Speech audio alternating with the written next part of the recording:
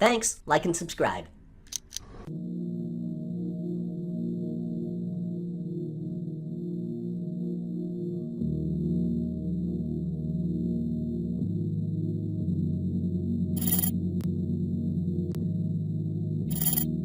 So here I have two devices, and I will transfer $1 from this device to this device instantaneously into the amount and send. I'm seeing the transaction now. And there it is. What you've just witnessed is what looks like a standard financial transaction. Money was transferred electronically from one account to another. But while it appears like an ordinary bank transfer, it may perhaps be the most revolutionary technology you're likely to see in your lifetime. This technology is called Bitcoin.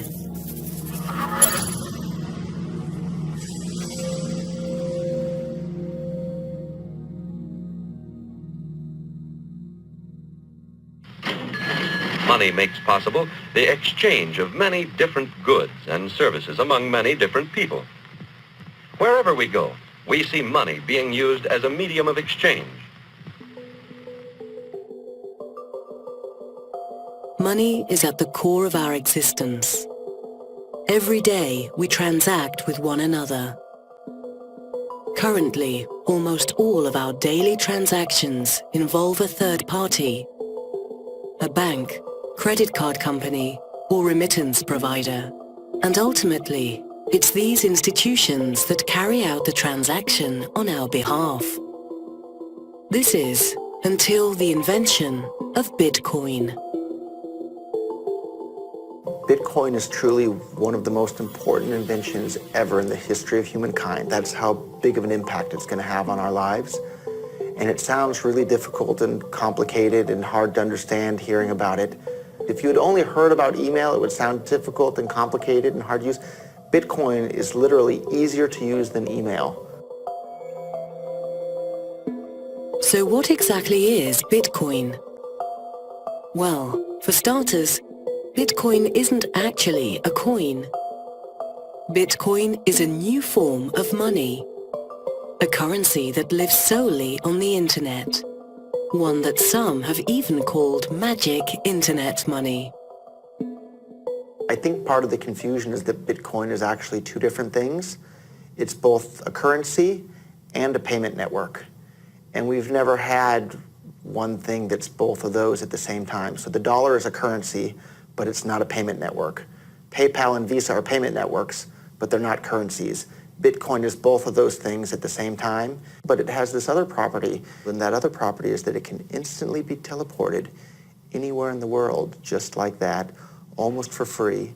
And there's nothing that anybody can do to block these teleportations. There's nothing anybody can do to intercept these teleportations. And if you're careful about how you use Bitcoin, you can do these teleportations anonymously. So with Bitcoin, with a push of a button, you can pay anyone, anywhere in the world, or receive payment from anyone, anywhere in the world.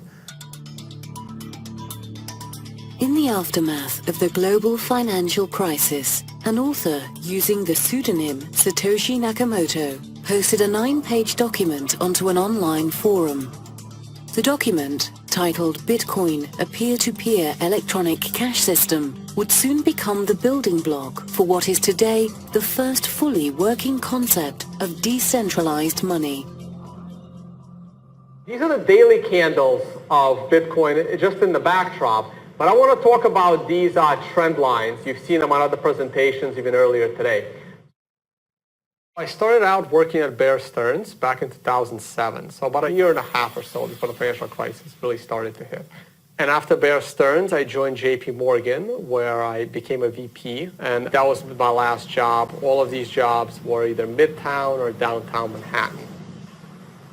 Tone Vays is a Wall Street veteran. A former VP at JP Morgan, he now spends his time studying and educating audiences about Bitcoin. Bitcoin is generally difficult to explain. You want to try and break it down as simple as you can.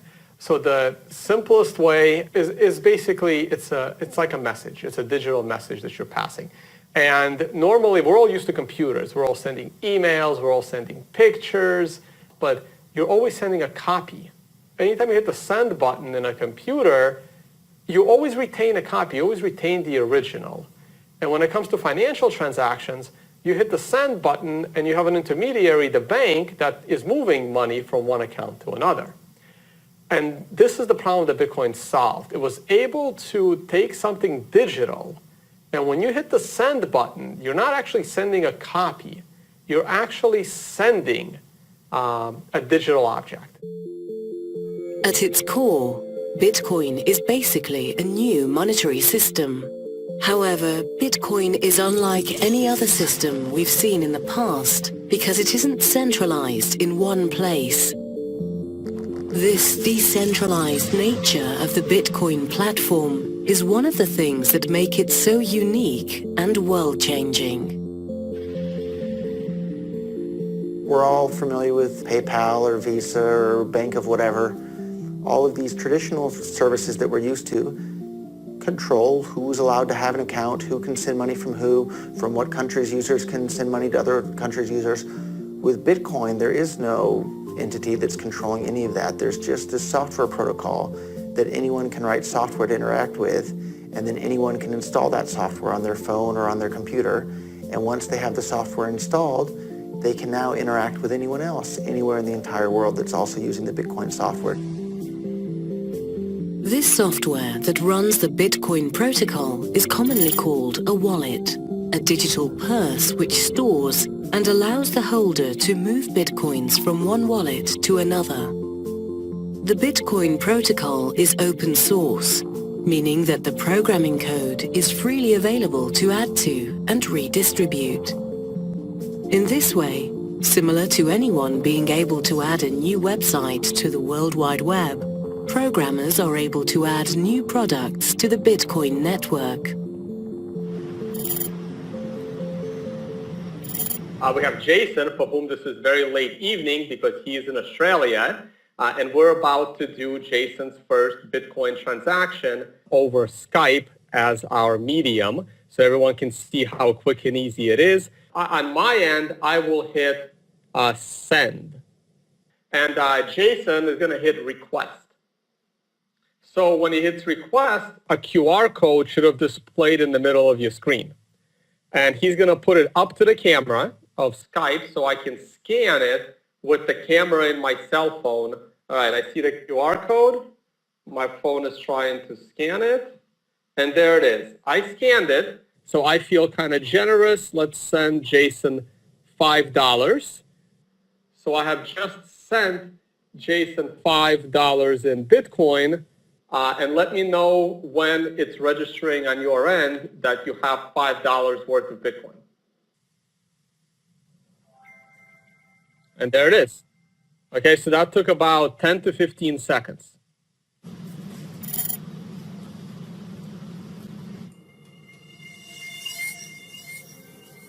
Bitcoin enables users to send and receive money instantly without the involvement of a third party.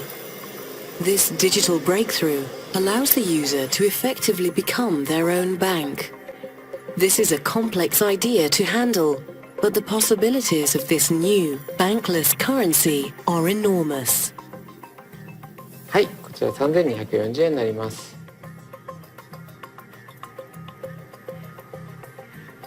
With the exception of actually handing physical cash to you, generally we have to rely on third parties for lots of different payments, be it credit cards or wire transfers internationally, or even sort of keeping cash under your bed, storing large amounts of cash, we use banks. And what Bitcoin does is allow us to do all of those things without any third parties. So in that sense, we can be our own bank, we can be our own payment system, we can be our own international wire system, we can be our own remittance system, we can do all of these things without relying on any other third parties. That's what Bitcoin allows us to do. Before Bitcoin, all these companies like PayPal and Visa and Bank of America and any business, they had a ledger that kept track of all their account balances. So PayPal has a ledger that keeps track of exactly who has how much money in each PayPal account. And that ledger is stored on PayPal servers in PayPal's data center somewhere. And before the invention of Bitcoin, people thought that it was impossible. All the mathematicians and computer scientists thought that it was impossible to have consensus on a distributed ledger like this. But what Bitcoin did is it came along and figured out how to keep track of this ledger that keeps track of who has what Bitcoins. But instead of that ledger being on one data center, it's on everybody's computer across the entire planet that's running the Bitcoin network, including my laptop right here. I have a full copy of the entire Bitcoin ledger. This public ledger, known as the blockchain, is perhaps what could make Bitcoin a financial game changer. Bitcoin is what is known as a cryptocurrency, meaning that it's a digital currency in which encryption is used to regulate the creation of new units and verify the transfer of funds. New Bitcoins come into existence through a process called mining. A miner is a person or entity who runs a very powerful computer in an effort to solve a complex mathematical puzzle known as a block. Miners around the world compete to solve or close a block and are rewarded with newly generated Bitcoins if they're successful. All transactions that travel through the Bitcoin network are pieces of this complex mathematical puzzle. So when a miner solves a puzzle, they're actually verifying the integrity of each and every transaction.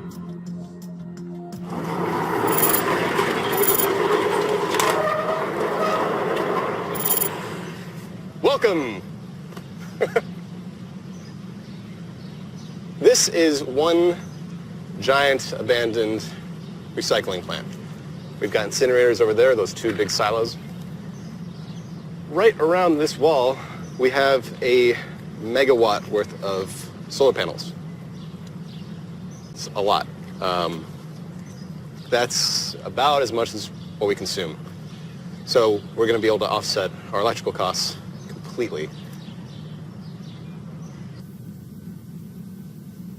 So this is a work in progress, but a Bitcoin mine is a group of computers that contribute its processing power to facilitating Bitcoin transfers and the security of the network.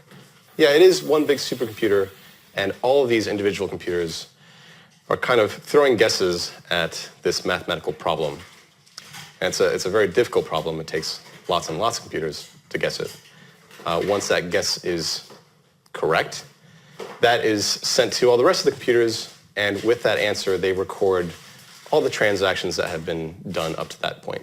It's a very secure system for facilitating transfers, recording transfers, and making sure that no kind of shady work has been done. Because there's some methods in financial transactions where you can double spend, and this whole blockchain thing is one great method of making sure that doesn't happen.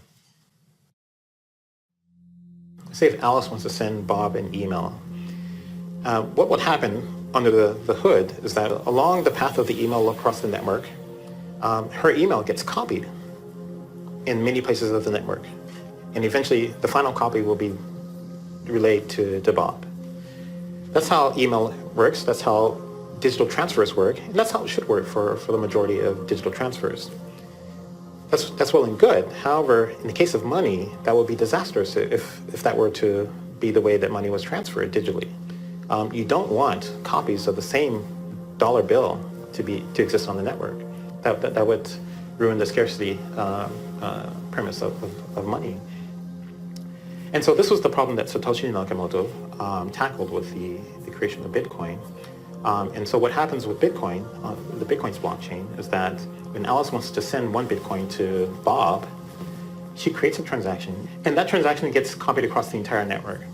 However, this is different than, say, a single email, because that transaction has embedded in it instructions to the rest of the network that says, from here on out, control over this Bitcoin is now conferred to Bob. Okay? And the rest of the network honors that. One time I realized that, wow, Bitcoin is really difficult for people to understand, as I spent the whole evening explaining Bitcoin to a friend of mine, and then I got home that night and she posted on my Facebook page, and she goes, yeah, I was thinking more about Bitcoins, and you were explaining Bitcoin mining, and does that mean that Bitcoins are originally underground? And I realized that Bitcoin's a difficult concept for people to understand, and especially Bitcoin mining as well, because Bitcoins are not originally underground. For new users, Bitcoin can be a difficult concept to understand. Bitcoins aren't physical, and they certainly aren't underground. However, there are some interesting similarities between Bitcoin and a precious metal that is found underground. Gold. Gold has been money and a store of value for thousands of years. Today, gold is mined all over the world. The amount of gold that can be extracted from the ground decreases over the life of a mine, until eventually the mine is exhausted of all of its gold. Bitcoins are also mined in a similar fashion. The Bitcoin algorithm is programmed so that the reward for mining new Bitcoins is halved every 4 years until the year 2140, when all Bitcoins will have been deemed to have been mined. Perhaps the mysterious creator behind Bitcoin was trying to mimic the attributes of gold, almost as if to create a digital gold coin which could be divided and then sent instantly around the world. I try to explain it in some really simple way, like miners, Bitcoin miners, they receive the reward just because they maintain the security of Bitcoin. Mathematically, it means that you need to solve quite difficult problems. It's a just guessing process. You have to make millions and millions of guesses. And if you're right and you're able to close all these transactions inside of one block, you're successful and you receive 12.5 Bitcoins as miner. Originally, this reward was 50 Bitcoins. Every 4 years, this reward for miners is 2 times less. So reward will be decreasing over the time. The creator of Bitcoin, whoever he is, was a really smart guy. And he obviously liked math a lot. And he sat down and did some calculations and thought to himself, if everybody in the entire world were to start using Bitcoin, how many Bitcoins would we need in order for that to be able to accommodate everybody using Bitcoin for this? And each Bitcoin can be divided down to 100 millionth of a Bitcoin. And if everybody in the entire world were to start using Bitcoin as their money, the smallest unit of a Bitcoin, which is called a Satoshi, it's 100 millionth of a Bitcoin, would still be worth less than 1 US penny if the entire world were to start using Bitcoin. So who is this Satoshi Nakamoto?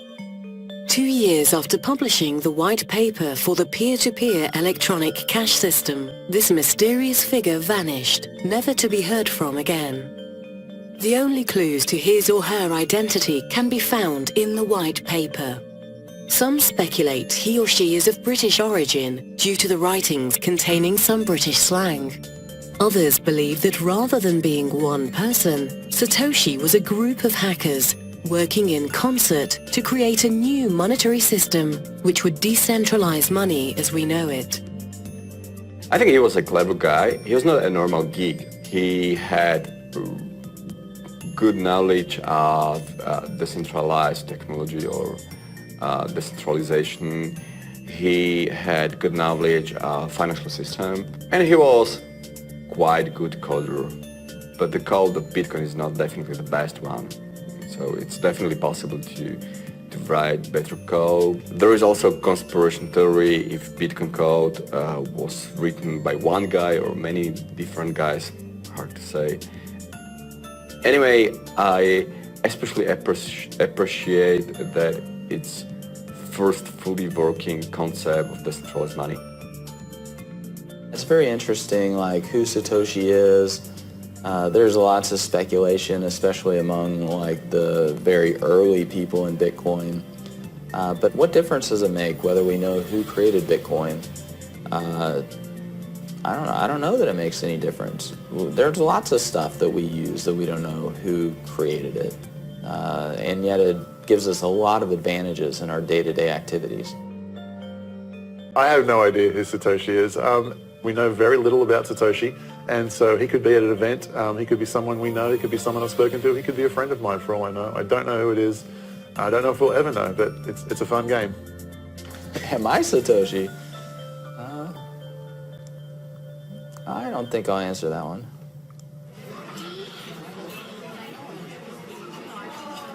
Regardless of the true identity of Satoshi, what he or she has invented could have profound effects on how our world evolves into the future. ビットコインで調べるとなんかかっこいいな。そんな感じです。最先端を行ってるっていう感じ。Because Bitcoin enables the user to act as their own bank, in essence, it frees the user from the traditional gatekeepers to their wealth. ビットコインはクレジットカードと違って支払いのサイトが、今まででしたら1ヶ月とか、60日後とかにカード会社からお店に支払われるものがビットコインだとそのサイクルが自由に決められますので非常に扱いやすいものだと思います。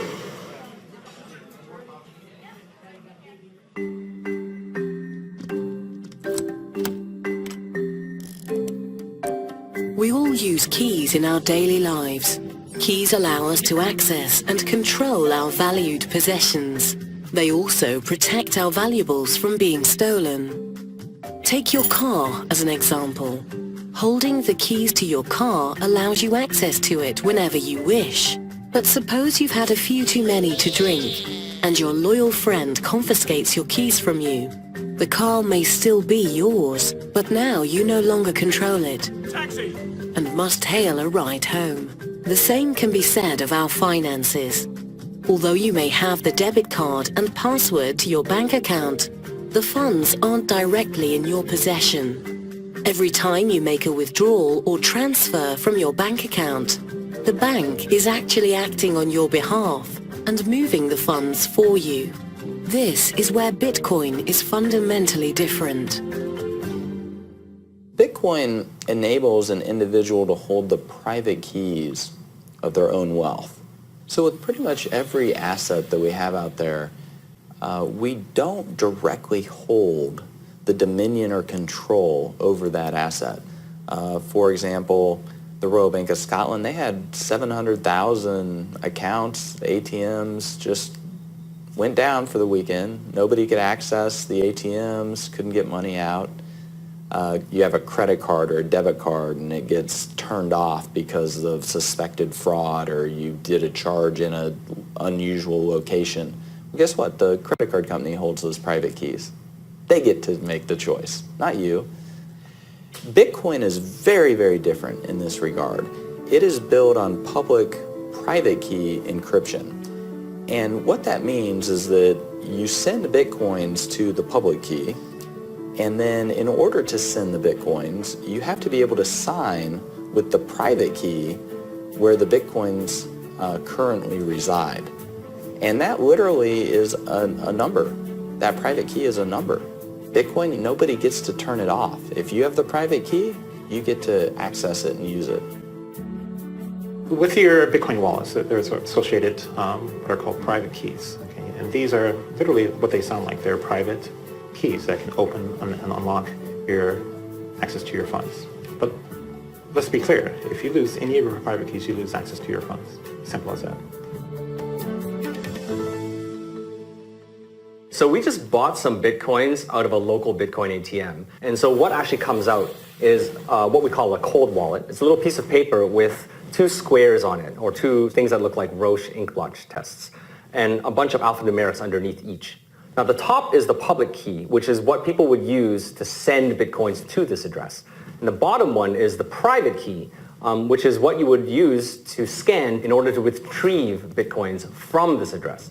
Now it's very important to note that that private key is something that you really shouldn't be showing around everywhere, because whoever scans this first will be able to take the Bitcoins off this address. Also, if you were to happen to lose this piece of paper, then you've actually essentially lost your Bitcoins because nobody else has a copy of this private key. Right now, there actually is some Bitcoins on this address, so if you're seeing this for the first time, you may be able to scan this off yourself and take the Bitcoins for yourself.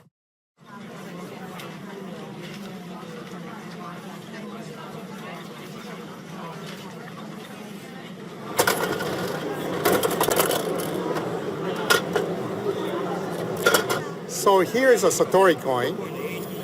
There is a value of 0.001 Bitcoin inside. In today's exchange rate, that would mean about 45 cents. So it's a very minimal amount, but it is true Bitcoin inside. Now, how to redeem the value out of this token? One would have to peel off the hologram sticker in the back. Here we go. And then a QR code would be exposed. And this QR code is the private key information, which is essentially like a password. And with this private key, and only with this private key, one can redeem, you can import that value to your Bitcoin wallet. Anything that's physical has a very strong sense of authority or authenticity. And to make the barrier to entry to Bitcoin as low as possible, I think everyone working on the project felt it was really important that someone could have a part of Bitcoin that they can hold in their hands that's portable and doesn't cost very much to get started. It's kind of like a low commitment object. Because Bitcoin is built on public, private key encryption, the entire workflow for sending payments, particularly online, is fundamentally different from that of credit cards. Credit cards were never built to be used on the internet in the first place. When the credit cards were made, there was no internet. So a pull system is that you've given the authorization to the merchant or the credit card issuer to pull from your bank account whenever it is that they feel that they have the right to do so. With a credit card, whenever you want to initiate a transaction, you are effectively giving the keys to the merchant, right? And you give your keys to every merchant you deal with. So every time you make a transaction, for example, online or so, you're taking a risk because you're entrusting the merchant with this very personal information, which they could then take to initiate transactions as well if they wanted to. Whereas Bitcoin, it's a completely different model where the control is more weighted towards the consumer. The consumer then pushes their funds to you. And then if you're doing an internet service, right, you could broadcast a Bitcoin address and anyone in the world could send Bitcoin to you. If you were a band, a musical band, and you're performing on a concert and your concert was being broadcast around the world, if you put up on the stage a sign that had a Bitcoin address, well, you could be funded by anyone who was watching that broadcast anytime they watched it from that point onward.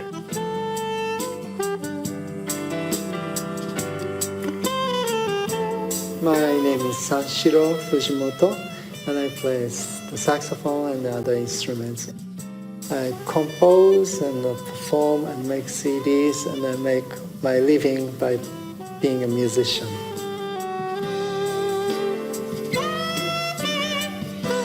Today's small live show I did without no admission fee, and if you appreciate my music, then you can tip me. By tipping, you don't know how much. You might get zero, or if your performance is great, you might get more than you think. So that makes me play better.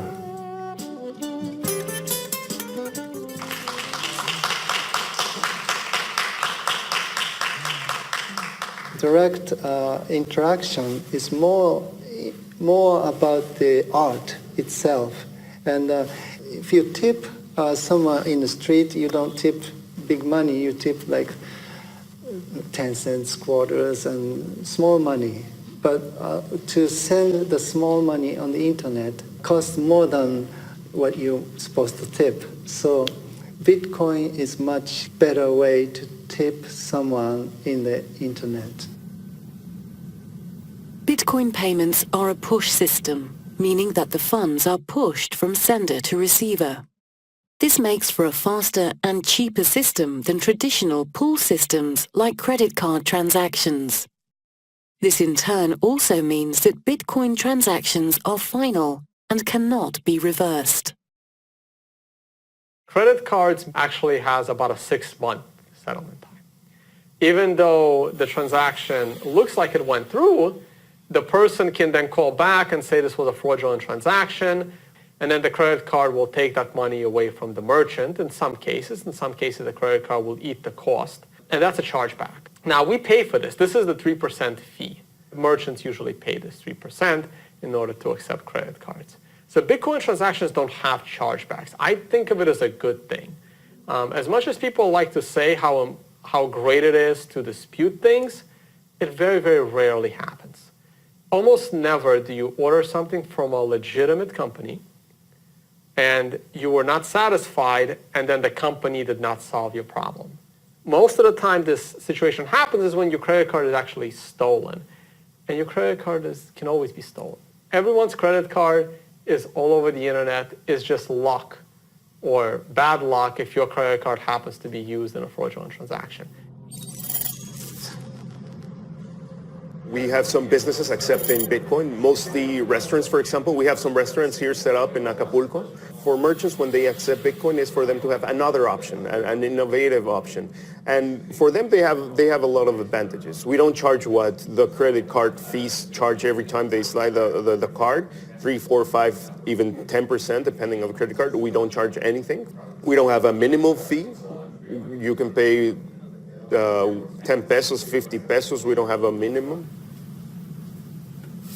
With Bitcoin payments lowering the cost of doing business and eliminating the possibility of fraudulent transactions, companies ranging from mom-and-pop stores to multinational corporations have started to embrace this new way to transfer value. This is Harvard Medical School, and this is Harvard Chair. I visited here, it's 1997 to 1999. 僕らは今ファックスを使ってますけれども、今は Facebook とか SNS でもうすぐ写真でね、旅行行く時もパスポートもファックスを取らずに送ることができます。ということはファックスはもう未来ないと。そしたらクレジットカードとかそれからお金ですよね。その未来はどうなるのかといった時に仮想通貨っていうのが脚光を浴びるだろうというふうなことを考えました。でそういったようなことを考えると特に国際派でありたいと思っているということも含めて、できれば日本で医療機関であるいは歯科医院で一番初めに導入するということによってこれから一緒にビットコインと成長することができるんじゃないかというふうに思ったわけです。The first large publicly traded company to accept Bitcoin is Overstock, and they now ship goods to over 200 countries. Last I checked, Amazon only ships to about 50, 60 countries.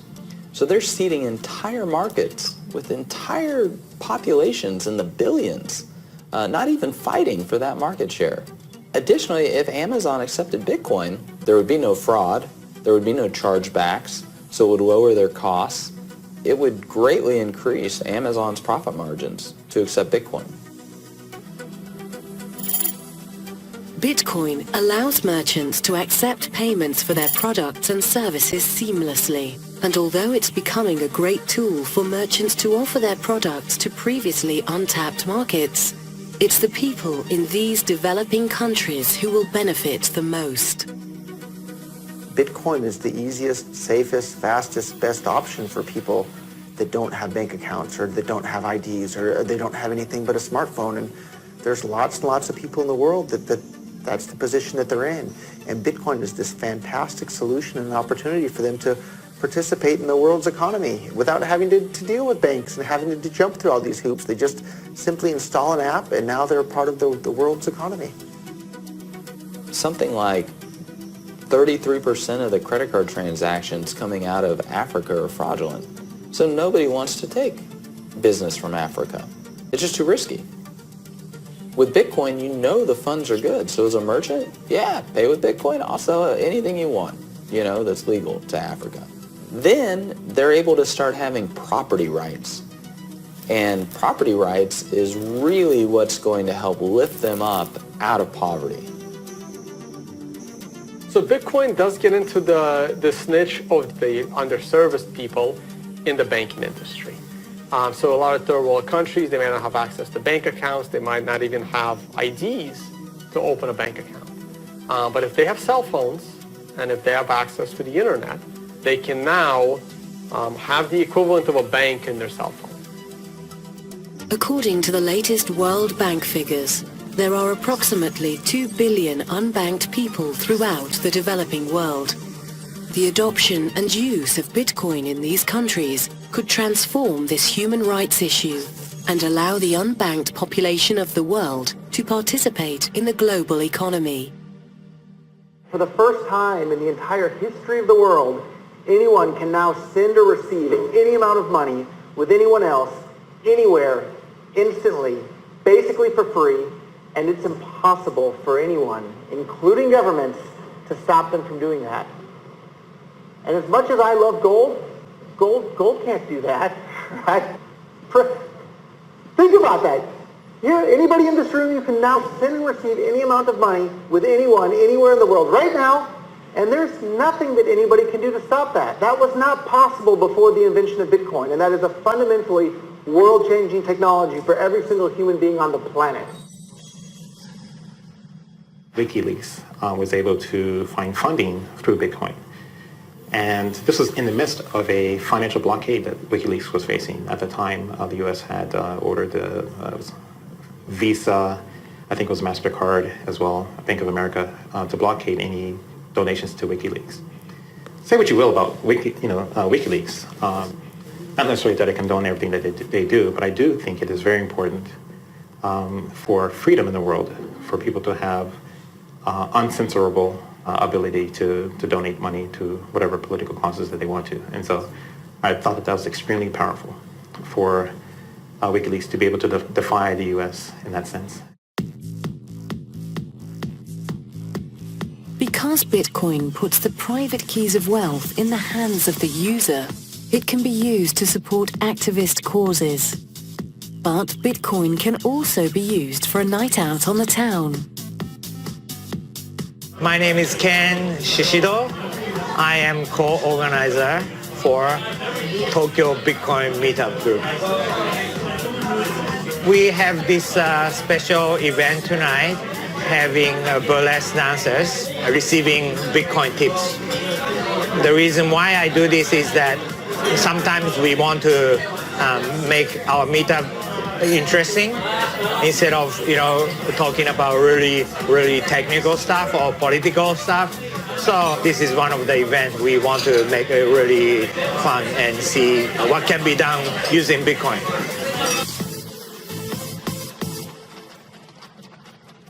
Currently, if you're living in most countries, buying things is not a problem. You have credit cards, you can still use cash, and to me, that is not the true use of Bitcoin. The true use of Bitcoin is to give you financial privacy, which I find extremely important. During the global financial crisis, as cracks in the financial system spread, institutions once thought to be invincible were shown to be vulnerable. As we now know, governments around the world were forced to bail out financial institutions. A bailout is when government takes taxpayer money and gives it to an irresponsible financial institution to bail out their mistakes. A bail-in is different in that laws are written which permit financial institutions to take funds directly from customer accounts to shore up their losses. Such a thing occurred in Cyprus in 2013. When I started learning about Bitcoin back in 2013, especially during the Cyprus event, when banks were shut down and money was confiscated from people, I remember telling my coworkers, some of the PhDs, the quants, this is really bad. This is actually going to probably start happening in many other Western countries. And they were all laughing at me saying, no, it's just Cyprus. It'll never happen here. And that's when I knew someone must have come up with a way to get around this problem. When a depositor deposits dollars or euros into the bank, title to the dollars or euros transfers to the bank, and those depositors become unsecured creditors of the bank. If the banks screw up for whatever reason, there's now been legislation passed in many of the countries where they can be bailed in, meaning that their deposits can be turned into shares of the bank. Jeff Berwick is an entrepreneur, financial commentator, and podcast host. Having founded Stockhouse.com, Canada's largest financial news website, Jeff's analysis, writings, and videos have been viewed by millions of people around the world. It's difficult to say exactly what's going to happen in the future, but it's definitely going to keep happening. I said after Cyprus it's going to happen in Greece, and then they shut down the banks in Greece for months. And of interest to people who live in Europe is on January 1st of this year, they passed a European bank bail-in legislation. So that should be a huge wake-up call to people that they're doing that. So in Cyprus, they didn't actually pass it before. So in Cyprus, they closed the banks. Then they came up with some legislation and said the banks could just take their customers' money to keep afloat. So they didn't even have that legislation, and they did that in Cyprus. Now they already have it in place, so they know what's coming. I see Bitcoin as a way to protect and hide your assets. And we're not saying this is bad. I'm not saying that only criminals hide their assets. No. People that have worked hard and they've paid taxes and they've done everything, and like what happened in Greece and Cyprus, where money in bank accounts was just confiscated. So if the next time the banking system gets in trouble, it could be users' accounts that are rated to help fund the banking system. We're talking people with significant money, 100,000, 200,000, but it's legal money. They've worked hard for it. Some economists believe that the global financial crisis of the last decade was just a precursor to a much larger calamity. If this is the case, how will governments react in response to the next failure of our financial system? Unlike the current banking system, Bitcoin allows individuals to hold the private keys to their wealth. However, this also comes with the added responsibility of securing the Bitcoins. With Bitcoin, you're in 100% complete control of your own money, but that also means you're 100% responsible for what happens to your own money. So it's your job to make sure that you keep your Bitcoin safe. People are used to things like credit cards and bank accounts and PayPal, and if your credit card gets stolen, you just call the credit card company and they cancel it, and that's the end of it. If your Bitcoins get stolen, there's nobody that you can call to ask for help. But the other side of the coin there is there's nobody that you have to call to ask for permission to use your Bitcoins however you want. So it cuts both ways. Mt. Gox, the Tokyo-based Bitcoin exchange, has filed for bankruptcy protection. The announcement comes days after the exchange announced that as much as $450 million of the virtual currency had gone missing. CEO Mark Capelli's apologized and bowed deeply on Japanese television. It remains unclear if the missing Bitcoins were stolen, voided by technological flaws, or both. So actually, this is the old Mt. Gox building. Mt. Gox was the biggest Bitcoin exchange that ever existed. I think at some point they were doing over like $100 million a day worth of volume.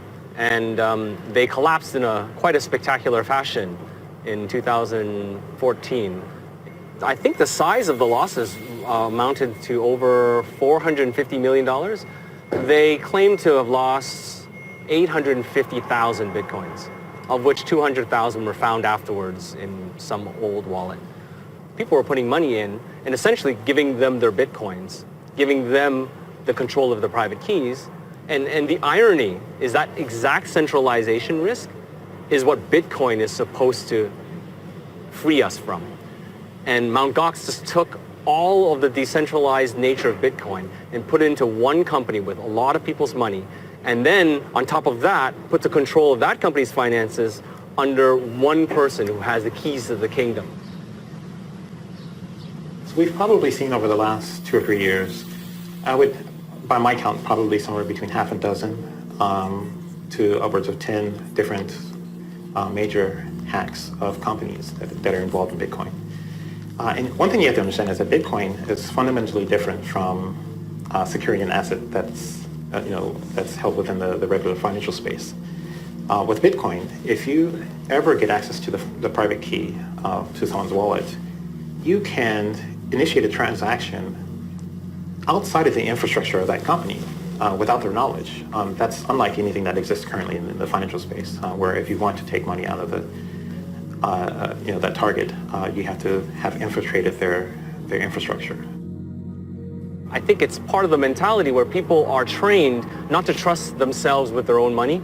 And so everybody puts their money in a bank for safekeeping.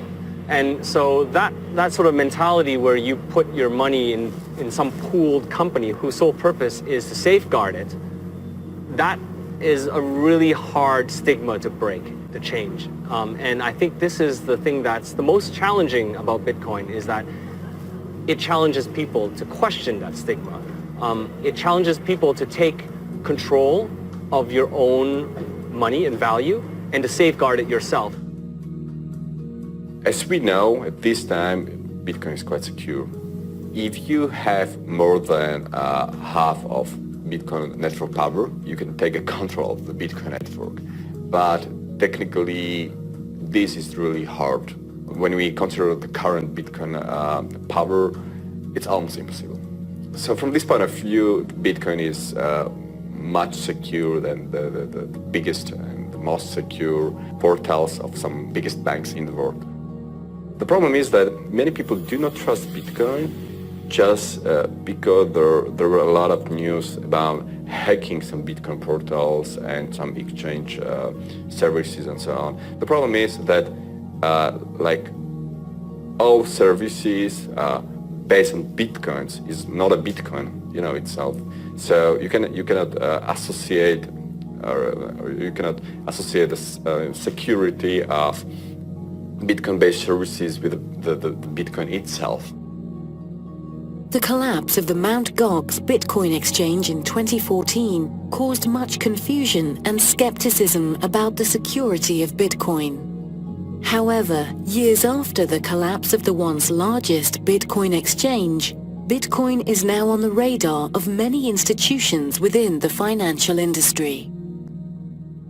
The big question, the conversation you'd hear is that the question was whether blockchain technology would impact the financial industry. And now, if you go to the trade shows and you listen to the media, the question is not whether, the question is how blockchain technology will impact and transform the financial industry. It's now a foregone conclusion that blockchain technology will impact the financial industry in a major way. So that's where we are now. But we weren't always there. If you look just 2 years ago, the attitude was that Bitcoin was almost a laughable concept, and it was a non-sustainable system, and it couldn't be applied in the financial space. In Japan, the virtual currency law has passed in the lower house, and hopefully actually it will pass in the upper house as well in the very near future. That means actually government recognizes the existence of the virtual currency and trying to actually set some regulations and trying to actually support the business.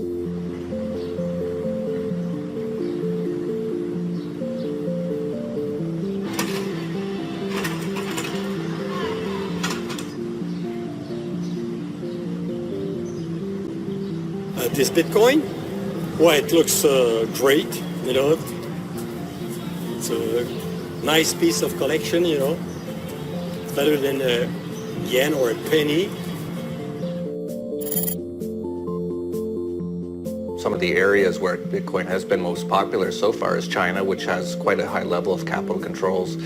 Other countries like China, Argentina, Iran, this is where Bitcoin's really caught on to a lot of people because you just simply, it's not easy to transfer money in or out of the country without going through regulatory problems or having to know someone in the government and things like that. So definitely that is a huge boost to Bitcoin. The advantages of Bitcoin continue to increase its popularity around the world, sometimes in the most unlikely of places. My name is David Hyatt and I operate the Phoenix Rising Cafe in Nimbin. This is where our Bitcoin machine is located, right next to the traditional ATM machine. So the customers have a choice of using either. I saw that the current banking system was rather restrictive, and the independence of people running their own banking systems really appealed to me. And the fact also that it was digital and we're living in a digital age, I just knew that it was something that would have to get traction over time. Bitcoin is definitely the largest innovation in monetary science since Isaac Newton's gold standard. Going to completely revolutionize how all of our assets are held, so it's going to disrupt law, going to disrupt accounting, going to disrupt our finance industry, going to disrupt so much. It will also rapidly decentralize the capital. No longer will millions of people accumulate all of their capital into one big pile that then gets allocated by a senior vice president of Merrill Lynch or Bank of America. It'll be millions of people that you have to go and entice out of their capital to go fight a war in Afghanistan or Iraq. Once you decentralize all of those private keys, it becomes much more difficult to get people to pay for a lot of these goods and services that they otherwise wouldn't necessarily pay for. I'll just scan it, and now I have your Bitcoin address in my wallet right here, and I'll go ahead and enter $1, and we'll hit send. Mind sending the transaction? Sent, and there you go, you heard the noise. Before Bitcoin, I was basically retired. I was just hanging out, enjoying my life, practicing jiu-jitsu every day, and it was really fun, but wasn't really going to make the world that much of a better place, if at all. And then I discovered Bitcoin, and I looked around the world and I saw all these wars being fought and central banks debasing the currency and basically preventing the world from being as good of a place as it potentially could be. And I saw Bitcoin, and I saw this as a tool to strip away all of their power to do that. Most people aren't interested in paying to kill people they've never met in other countries. Most people are willing to pay for roads and schools and hospitals. So if the governments say we need money for roads and schools and hospitals, I think people would probably give them a good chunk of that. If governments say we need money to go kill people in other countries that you've never been to in your entire life and you're probably never going to go to in your entire life, people are going to say, no, I don't want to pay for that. But if you're using bank accounts and dollars and euros, governments can seize all the money out of your bank account at any time. They can print as many new dollars or euros as they want to pay for these things at any time. If the world's using Bitcoin, it takes away those tools from government, and I think that makes the world a much, much better place. For the first time in history, Bitcoin now provides the entire world with a completely decentralized payment system. One where each individual holds the ownership and control of their own financial wealth. One where all users can transfer value and interact freely amongst each other instantly. What could the future of our world look like with such a revolutionary tool? The possibilities could be truly magical. Bitcoin is magic internet money. Bitcoin allows you to send and receive money with anyone, anywhere in the world, just like magic. I'm at a loss for words because it's that exciting and that world-changing. With Bitcoin, you can pull out your iPod or your iPhone or your tablet or whatever, install an app, and in less than 30 seconds, you have the ability to send and receive money with anyone, anywhere in the world, basically for free. And you can be 10 years old and do that, or you can be 100 years old and do that. You can be that in any country. That's magic.